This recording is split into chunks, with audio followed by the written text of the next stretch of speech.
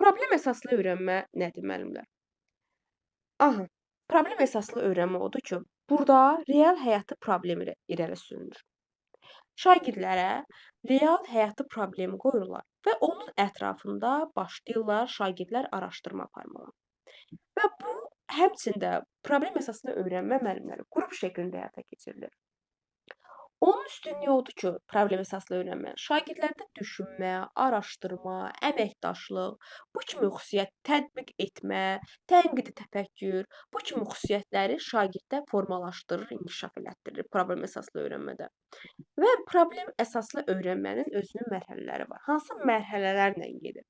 Birinci, problemi ifadə edən deyir, açıq tipli sual qoyuruq.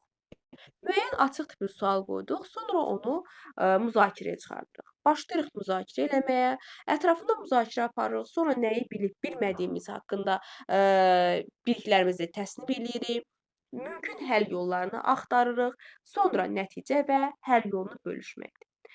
Problem əsaslı öyrənməni nə deyə bilərəm? Əvvəlcə məsələn layihə əsaslı öyrənməyə keçməmişdən qabaq, yəni onların oxşar fərqli xüsusiyyətlərini deməmişdən qabaq, problem əsaslı öyrənmədə onu deyim ki, daha spesifik, daha konkret bir problem qoyulur. Daha spesifik problem qoyulur və çox geniş əhatə dairəsinə malik olunur. Çox uzun müddətimizi almır problem əsaslı öyrənmə. Bunu yadımızda saxlayırıq. Misal üçün, burada layihə əsaslı ilə oxşar xüsusiyyəti var. Onu deməmişdən oxşar xüsusiyyətlərindən qabaq. Sizə layihə əsaslı haqqında məlumat verəcəm, sonra keçəcəm oxşar fərqli xüsusiyyətinə. Layihə əsaslı öyrənmədə nə var müəllimlər? İndi layihə əsasında. Bax, bayaq bir situasiya oxuduq. Orada şagirdlər dedi ki, uzun müddəti alır, ola bilər yarım illik, ola bilər illik bir tədris əhatə eləyə bilər. Bax, söhbət bu layihə əsaslı öyrənmədən gedir. Niyə? Çünki dərin bir situasiya ortaya qoyulur, mövzu ortaya qoyulur və bu mövzu ətrafında şagirdlər əməkdaşlıq şəklində uzun müddət araşdırma aparırlar. Və layihə əsaslı öyrənmədə əsasən elə bir problem ortaya, elə bir mövzu ortaya qoymalıyıq ki, müəllimlər, şagirdlərin marağına səbəb olsun. Çünki niyə? Deyirəm axı, layihə əsaslı öyrənmədə şagirdlər uzun müddət onun ətrafında araşdırma aparacaqlar. Onlara maraqlı olsun ki, bu araşdırmanı aparsın da. Məsələn, maraqsız olsa maksimum 1 gün, 2 gün araşdırma aparacaq. Artıq maraqsız olacaq da istəmir ki, onun ətrafında bir nəsə araşdırma eləsin. Ona görə maraqlı gələn bir mövzu seçməliyik şagirdlərə ki, onlar canla başla bu layihədə iştirak eləsinlər. Və məsələn, addımlar var, sualın qoyuluşu var, plan, tərtib. Bax, söhbət bundan əzbərləməkdən getmir. Sadəcə olaraq anlamaq lazımdır ki, söhbət nədir? Layihə əsaslı öyrənmə bizdən nə istəyir? Burada məsəl üçün bir neçə fəndə inteqrasiya edə bilərik. Sonra həyata inteqrasiya var, həyatdan nələrsə. Ümumiyyətcə həm problem əsaslı, həm layihə əsaslı öyrənmədə həyata bir situasiya qoyulur. Bunu yadımıza saxlayırıq. Həyata situasiya qoyuruq və onun ətrafında araşdırmaya başlayırıq. Layihə işinə çıxırıq, yola çıxırıq, bir yola çıxırıq. Baxın, məsəl üçün, layihə əsaslı öyrənmənin üstünlükləri nədir ki, həm layihədə, həm problem əsaslı öyrənmədə baza biliyi olmalıdır. Şagirdlər qoyulan bir problemi, bir situasiyanı, bir sorğu haqqında ilk öncə məlumatlı olmalıdırlar. Bunu yadımızda saxlayırıq. Çünki məlumatsız bir yola çıxsalar, çünki məsələn, bu çıxdığı yolda çoxlu biliklər əldə edəcəklər. Onlar sırf biliksiz çıxsalar, çoxlu birdən-birə biliklərlə yüklənməsi onlara effektiv olmayacaq. Ona görə əvvəlcə onların həmin çıxacağı bir yolda, araşdıracağı bir mövzu haqqında əvvəlcə baza biliklərinə malik olmaları əsas nüanslardan biridir. Aha, məsəl üçün, burada nəyə baxırıq? Burada baxırıq fənlərarası inteqrasiya. Bayaq dedim. Fənlərarası inteqrasiya ola bilər, fənüstü inteqrasiyaya yönələ bilərik layihə əsaslı öyrənmədə. Bir də qiymətləndirmə. Qiymətləndirmə də mürəkkəb olur, məsələn, layihə əsaslı öyrənmədə. Çünki proses uzun gedir axı burada. Burada gərək elementlərinə və açar məqamlarına. Bu test suallardır, bunlara diqqət edin. Deyir şagird, mövzu şagirdlərin bilik, bacarıq, yaş səviyyəsinə uyğun olmalıdır. Həm çətin və məntiqli olmalıdır. Bunları nəzərə almalıyıq ki, şagirdin yaş səviyyəsinə uyğun olsun və ona görə həmçində biz layihəni çətin və məntiqli salırıq. Sonra proses zamanı şagirdlər dərin və davamlı araşdırma aparmalıdırlar. Daha sonra layihənin mövzusu həyatdan götürülür. Şagirdlərin maraq dairəsinə uyğun olmalıdır. Baxın, bayaq dediklərimdə. Həyatdan götürülməlidir, həyatı üstə yatıb bir sual olmalıdır. Şagirdlərin maraq dairəsi nəzərə alınmalıdır. Şagirdlər layihə boyu gördükləri işlə bağlı müxtəlif qərarlar verir və fəaliyyətlərini qiymətləndirirlər, refleksiya edirlər. Və layihə əsaslı öyrənmədə müəllim əvvəldən axıra kimi şagirdlərə yanında olur. Fasilitatorluq edir. Əvvəldən axıra kimi. Sonra nə var? Layihə iştirakçıları öz layihələrini qrafik şəklində müəyyən bir auditoriya təqdim edirlər, bu haqda danışırlar. Baxın, layihə əsaslı da sondan təqdimat olmalıdır. Şagirdlərin əlində əyani bir vasitə olmalıdır. Bu, məsəl üçün, slide show olmalıdır, təqdimat hazırlamaqdan ötürü və yaxud da əyani başqa bir vasitələr olmalıdır ki, yekunda niyə deyirəm, əyani bir materialla auditoriya qarşısına çıxış olmalıdır. Bu, sinif daxili də ola bilər, müəllimlər. Baxın, sinifdən kənarda ola bilər. Bu təqdimat sinif daxilində də ola bilər, sinif kənarında ola bilər. Görürsüz, layihə əsaslı öyrənmə daha geniş çərçivə əhatə eləyir. Daha böyük müddəti, uzun müddəti əhatə eləyir. Amma bir də nəyə diqqət eləməliyik layihə əsaslı öyrənmədə müəllimlər? Aha, diqqət edəcəyimiz şey mövzunun plagiatlığı yoxlanmalıdır. Yəni bu nə deməkdir? Mövzu, məsəl üçün, siz araşdırma aparırsınız, indiyə kimi işlənmiş mövzulara müraciət edirsiniz, amma siz ərsiyə yeni bir mövzu gətirməlisiniz. Orijinal bir mövzu, orijinal bir təqdimat eləməlisiniz, özünüzə məxsus. Hamının təqdim elədiyi əvvəllər təqdim olunmuş bir layihə yox. Sizin özünüzə məxsus. Uzun müddət artıq bunun üzərində araşdırma aparmısınız da. Ona görə plagiatlığı, yəni saxtakar, bir növbədə saxtakar işlənmiş mövzulara yox, yeni bir mövzunu ərsəyə gətirməlisiniz layihə əsaslı öyrənmədə. Sonra bir də rəqəmsal texnologiyalardan tətbiq edilə bilər. Çünki məsələn siz kompüterdə araşdırma apara bilərsiniz, telefondan və digər texnoloji vasitələrdən istifadə edə bilərsiniz. Sonra nəzərə almaq lazımdır ki, dərslərdə müxtəlif layihələrin reallaşdırılması və layihə əsaslı təlim eyni deyil. Bu nə deməkdir? Layihə əsaslı təlim uzun müddət alır, uzun müddətimizi alır, amma layihəni reallaşdırmaq, dərsdə layihəni reallaşdırmaq dərs prosesində baş verir. Layihə əsaslı öyrənmədə biz bilikləri dərsdən sonra, daha doğrusu araşdırmadan sonra əldə edirik. Amma layihədə müxtəlif dərs prosesində, müxtəlif layihələrdə isə biz biliyi alırıq, öyrənirik, sonra tətbiqi var. Misal üçün, burada biz nümunə gətirə bilərik. Nə kimi deyir ki, dərslərdə layihənin reallaşdırılması şagirdlərin bilik bacarıq formalaşdırandan sonra onların tətbiqi üçün verilir. Amma layihə əsaslı öyrənmədə isə biz bilik bacarığı layihə prosesində əldə edirik. Ona görə deyirik ki, bunlar bir-birindən ayrı anlayışlardır və test artıq məsələn yeni kitabda bu çıxarılıbdır, amma testdə hələ yenilənmədiyi üçün bu bizim qarşımıza çıxacaqdır. Sonra layihə əsaslı öyrənmənin nə kimi faydaları var? Faydası odur ki, tənqidi, yaradıcı düşünmədir, təfəkkürdür, əməkdaşlıqdır, ünsiyyətdir, problem etmə bacarıqlarıdır. Bunların hər birini şagirddə formalaşdırır və inkişaf elətdirir. Bu da oldu. Məsələn, hər hansı bir layihəni belə bir layihə götürüblər nümunə üçün. Deyə bilərək ki, Xəzər dənizində deyirik ki, iqlim dəyişikliyi olanda dənizdə suyun səviyyəsi azalır. Məsələn, şagirdlər bu sahəyə üzrə artıq yola çıxırlar. Bu layihəni şagirdlərə təqdim edirlər. Məsəl üçün, şagirdlər kitabxanadan araşdırma elə bilərlər, müəyyən elmi mərkəzlərə gedə bilərlər və yaxud da yer necə araşdırma apara bilərlər, coğrafiya ilə əlaqələndirmə apara bilərlər. Bax, görürsüz, daha dərin, daha geniş, daha perspektivli bir bu təlim modelidir, bu layihə əsaslı öyrənmə. Və indi gəlirik nəyə? Bunun problem əsaslı və layihə əsaslının ortaq fərqli xüsusiyyətlərinə. İndi gəlin burada bunları müzakirə edək. Layihə əsaslı öyrənmədə daha geniş, perspektiv mövzunu əhatə edir. Amma problem əsaslı da hər hansı bir spesifik problemə yönəlir. Yəni çox geniş, əhatəli bir problemə yönəlmir. Layihə əsaslı öyrənmədə bizdə yekunda əlimizdə bir təqdimat olmalıdır yekunda. Amma problem əsaslı öyrənmədə bizə onu istəmir. Bizdə hər hansı bir öz fikrimizi, fərziyyəmizi, təklif yolumuzu irəli sürə bilərik problem ətrafında. Amma layihədə yekunda bizim təqdimatımız olmalıdır. Əlimizdə əyani vasitəmiz olmalıdır, sübutumuz olmalıdır layihə əsaslı öyrənmədə. Sonra müəllimin roluna gəlirik. Layihə əsaslı öyrənmədə müəllim əvvəldən axıra kimi şagirdlərin yanında olur. Amma problem əsasında müəllim düzdür, istiqamət verir, yol göstərir, amma əsas sərbəstlik yenə də əsasən şagirdlərin üzərindədir. Amma yenə həm layihə, həm problem əsaslı öyrənmə şagird mərkəzli öyrənməlidir. Buna diqqət edirik. Sonra əhatə dairəsi və müddətinə baxırıq. Layihə əsaslı daha uzun, yəni geniş əhatə dairəsinə malik olur. Dərin araşdırma tələb edir. Dərin araşdırma layihə əsaslıdır. Amma problem əsasında bir neçə gün və yaxud da bir neçə həftəni əhatə edir.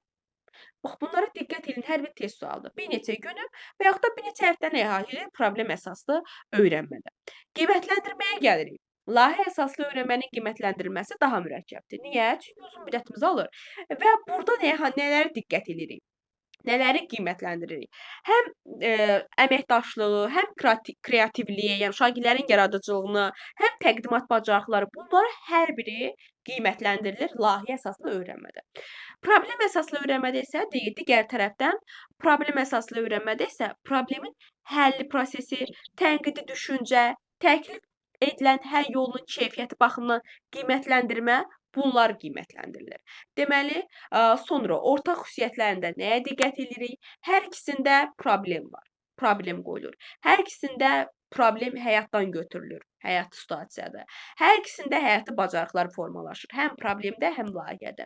Hər ikisində 21-ci əsr bacarıqları formalaşır və hər ikisində müəllim fasilitatorluq edir. Yəni fasilitator olur ki, müəllim istiqamət verir, yol göstərir, yardım göstərir, dəstək olur uşağa bir növ. Amma layihə əsaslı da daha uzun müddətdə, əvvəldən axıra kimi bu dəstəyi biz görürük. Bu da oldu bizim həm layihə əsaslı, həm də problem əsaslı öyrənmə. Bununla bağlı müəllimlər, sizin fikrinizi alım, nəsə qaranlıq qalmadı ki sizdə? Müəllimə. Xeyr, müəllim. Aha, layihə əsasən yəni müəllimlərin qarışıq sala düşəcəyi bu layihə ilə problem əsaslığı, onun da oxşar və fərqli xüsusiyyətlərini vurğuladım. Sonra bir də müəllimlər oyunlaşdırma və oyun əsaslı öyrənmə var. Gəlin bir dənə onu ekranda bir dəqiqə. Oyunlaşdırma və oyun əsaslı təlimdə nədir? Aha, oyunlaşdırma, deməli burada nədir müəllimlər? Dedik oyunlaşdırmada əsasən biz tapşırığı oyun əsasında qururuq.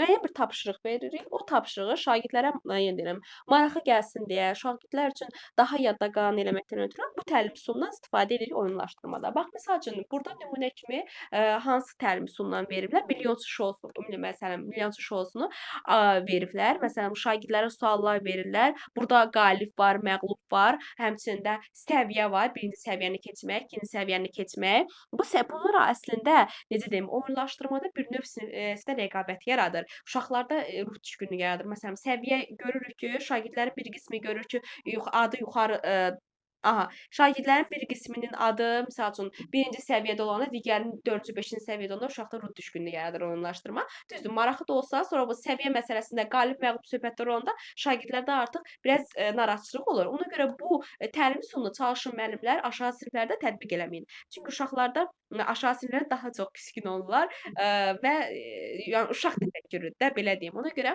əgər tətbiq olunsa, yuxarı siniflərdə tətbiq olunması daha məsləhətə uyğundur. Və bir də oyun əsaslı öyrənmədə isə müəllimlər, əsasən biz oyunun özünü, əsasən biz dərsin özünü oyun əsasında qururuq. Dərs prosesini. Bunu dil ədəbiyyat dərsində misal üçün deyə bilərik. Nə deyə bilərik? Hər hansı bir əsər olsun, bir əsəri canlandırmaq olsun. Deyirəm ki, uşaqlar, tutaq ki, hər hansı Dəli Kürə əsəridir. Gəlin bu Dəli Kürə əsərinin obrazlarını sinifdə canlandıraq. Deməli, burada biz dərsin özünü oyun əsasında qururuq. Adından göründüyü kimi dərsin özünü oyun əsasında qururuq. Ona görə oyun əsaslı öyrənmə deyirik burada. Oyunlaşdırmada hər hansı bir tapşırığı, müəyyən bir dərsin tapşırığını oyun əsasında qururduqsa, orada da məsələn məsələn, qalib, məğlub səviyyələr müəyyənləşdirirdiksə, amma oyun əsasında ümumi bir biz dərsin mövzusunu oyun əsasında qururuq və orada ancaq məğlub, qalib kimi mövzulardan söhbət gedə bilməz. Misal üçün, deyə bilərik burada oyun əsaslı öyrənməyə uşaqlarda məsələn iqlim, bölgələrdə iqlimlə bağlı bir mövzudur. İqlimin müəyyənləşdirilməsi ilə bağlı. Uşaqlara deyərik ki, uşaqlar hər hansı bir bölgə olur, hər hansı bir kimə maraqlı hansı bölgəni görmək istəyir və yaxud da kim hansı bölgədəndirsə, o bölgə haqqında, iqlimi haqqında məlumat versin. Məsələn, uşağın biri burada Kür deyir, mən Kürdəmirəm. Kürdəmirin iqlimi haqqında məlumat verir. Deyir, mən də Kür Araz ovalığında yerləşirəm, yay isti keçir, quraqlıq olur, ancaq yayda müsbət tərəfindən danışır ki, çeşid-çeşid meyvələr. Demək, bu oyun əsasında qurur və mövzu daha yadda qalıcı və maraqlı olur uşaqlar üçün. Aha, sonra gəlirik nəyə, müəllimlər? Sonra birbaşa təlim. Birbaşa təlimdə deyim ki, sizə bunu Rozenşaynın təlimidir. Təkmilləşmiş təlimdə əvvəllər əsasında birbaşa təlimin, onu deyim ki, birbaşa təlimin 1960-cı ildə Engelman və Berkerin tərəfindən bu ərsəyə gətirilib bu təlim, amma təkmilləşmiş forması Rozenşeyn adından bağlıdır bu təlim və birbaşa təlim əsasında bir növ müəllimlər bizim ənənəvi təhsilə oxşuyur, amma yenə ənənəvi təhsil deyil də. Burada müəyyən bir addımlar var. Addımlar nədir? Rozenşeynə görə bu birbaşa təlimin əsas mahiyyətidir ki, heç bir şagird, yəni hər bir şagirdi öyrətmək olar. Yəni kənarda qalmamalıdır. Hər bir şagird öyrənə bilər, öyrədə bilərik. Ancaq yenə onların öyrənmə səviyyəsi də fərqli olar. Yəni hamı yaxşı öyrənək, hamı yaxşı oxumaq olmayacaq. Biri az öyrənə bilər, biri orta, biri çox, amma öyrətmək olar da hamı. Rozenşayna görə bütün şagirdləri öyrətmək olar. Hamı ilə məşğul ola bilərik. Və addımlar və prinsiplər var Rozenşaynın. Birinci prinsipində odur ki, deyir ki, dərsə başlamamışdan qabaq əvvəlki mövzuları təkrar etdirin. Bu zaman şagirdlərdə öyrənmə prosesi daha keyfiyyətli olacaq. Əvvəllər bizdə ənənəvi üsulda oydu da. Dərsə keçməmişdən qabaq yeni dərs əvvəlki mövzuları təkrar edirdik. Uşaqlarda daha aktivləşdirdi bildikləri, həmçinin də təkrar olurdu, öyrənmə prosesi daha yaxşı olurdu. Ona görə deyir, yeni mövzuya keçməmişdən qabaq köhnə bilikləri təkrar edin. Sonra ikinci addımda yeni materialı keçəndə deyir, bütöv şəkildə yox. Əgər material çoxdursa, hissə-hissə keçin. Məsələn, mən sizə bu materialı birdən-birə vermədim. Bunu hissə-hissə böldüm. Ələ müəllimləri deyirəm də. Şagirdlərdə onun kimi. Birdən-birə biz şagirdləri materialla yükləmək, yeni materialla, çox materialla yükləmək bu yaxşı keyfiyyətli dərs keçmək demək deyil. Şagirdlərə əgər material çoxdursa, hissə-hissə keçmək lazımdır ki, şagird materialı öyrənsin, mənimsəyə bilsin. Bu ikinci addım idi. Sonra gəlirik nəyə? Sonra gəlirik üçüncü addıma. Üçüncü addımı nədir? Üçüncü addımı odur ki, modellər işlənmiş nümunələr. Məsəl üçün, mən yeni mövzuna keçdim, hissə-hissə böldüm, şagirdlərə mənimsətməyə çalışıram və artıq məsələn, üçüncü addımda nümunələr göstərirəm, işlənmiş nümunələr. Məsələn, riyaziyyatdan hər hansı bir mövzunu keçmişəm və ona uyğun şagirdlərə düstur təqdim edirəm. Bu düsturu, məsələn, işlənmiş düsturda, kitabda olan çoxlarının gördüyü düsturlar, ona görə işlənmişdir. Yeni düsturdan getmir söhbət. Məsələn, düsturlar nümunə verirəm ki, bu düstur əsasında məsələn sən tapşırığı yeni icra eləyə bilərsən, nümunə verirəm. Aha, bu da öyrənməni daha aydın, daha asan eləyir. Üçüncü addımda. Sonrakı addımımız olacaq anlamanı yoxlamaq. Anlamanı yoxlamaq necə olur müəllimlər? Suallar verməkdir. Mən anlama yoxlamaqdan ötürü şagirdlərə suallar verirəm. Sonra şagirdlərin mövzunu təqdim olunan hissələrini ümumiləşdirmək. Deyirəm ki, məsələn, mövzunun təqdimi bu, ümumiləşdir.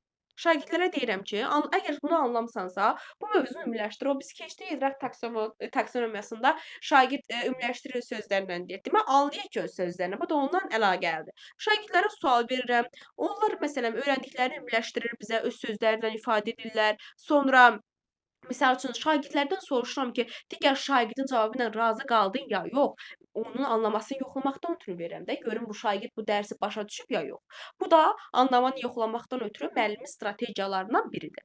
Sonrakı addımımız nə olacaq? Sonrakı addımımızı gərək görək nədir? Beşinci prinsipimiz, köməkdir. Müəllimin köməyidir. Beşinci prinsipimiz deyir, şagirdlərin, bir saniyə müəllimlər qələmimi götürüm. Hə, şagirdlərin sizin köməyinizlə yeni mövzunun tətbiq etməsinə şərait. Yəni müəllimə şagirdlərə dəstək göstərir, kömək göstərir yeni mövzunun təqdimində, amma altıncıda daha çətin tapşırıqlardan gedir. Daha çətin tapşırıqlarda uşaqlara dəstək göstərir. Axıra kimi demirik də, müəyyən fəqət köməklik göstəririk, dəstək göstəririk. Çətin tapşırıq verilir. Şagird bunu tutaq ki, çətinlik çəkir, mən ona müəyyən istiqamət verirəm, yol göstərirəm, artıq sonra sərbəst buraxıram ki, şagird o tapşırığın öhdəsindən gəlsin. Bu da Rozenşaynın prinsipləri oldu. Rozenşaynın deməli 6 addım. Yəni bir növ əslində ənənəvi tədris sistemimizə oxşuyur müəllimlər. Bu da rahat bir prinsipidir. Bu qədər. Deməli verdim layihəni problem əsaslı, oyun əsaslı və bir də nə birbaşa təlimi. Başqa bu qədər müəllimlər.